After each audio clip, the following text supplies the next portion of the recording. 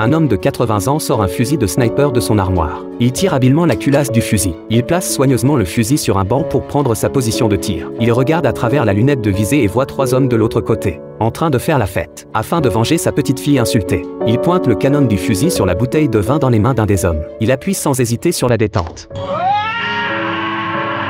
Il range rapidement l'arme dans l'armoire. Ensuite, il nettoie rapidement la scène du crime. Il se baisse pour ramasser les douilles tombées par terre. Avant de partir, il n'oublie pas de mettre un vêtement propre. Puis, il descend les escaliers en s'appuyant sur sa canne. Il trottine ensuite jusqu'à la forêt. Profita de l'inattention des autres. Il lance violemment les douilles. Après cela, il retourne discrètement au centre de loisirs pour personnes âgées. Quelques jours plus tôt, la petite fille de l'homme avait été invitée à une fête par 3 garçons. L'un d'eux avait secrètement mis quelque chose dans son verre. Lorsque Jenny avait fini de boire et avait voulu partir, il était déjà trop tard. Ils ne l'ont laissé partir que tard dans la nuit. En rentrant chez elle, elle a éclaté en sanglots. L'homme a vu les ecchymoses et le sang sur les cuisses de sa petite fille et a instantanément compris. Il a pris une hache et s'est dirigé vers la maison des 3 garçons. Mais il a été arrêté par un voisin. Ce dernier lui a conseillé de faire confiance à la police et à la loi. Ainsi, l'homme a décidé de contacter la police. Les policiers sont ensuite entrés dans les chambres des garçons et ont trouvé des preuves du crime. Ils ont rapidement avoué leurs actes. Cependant, à ce moment-là, le chef de la police est apparu. Il s'est avéré que l'un des garçons était son fils. Il a ordonné au capitaine de lui remettre les 3 garçons pour qu'il s'en occupe. Mais le lendemain,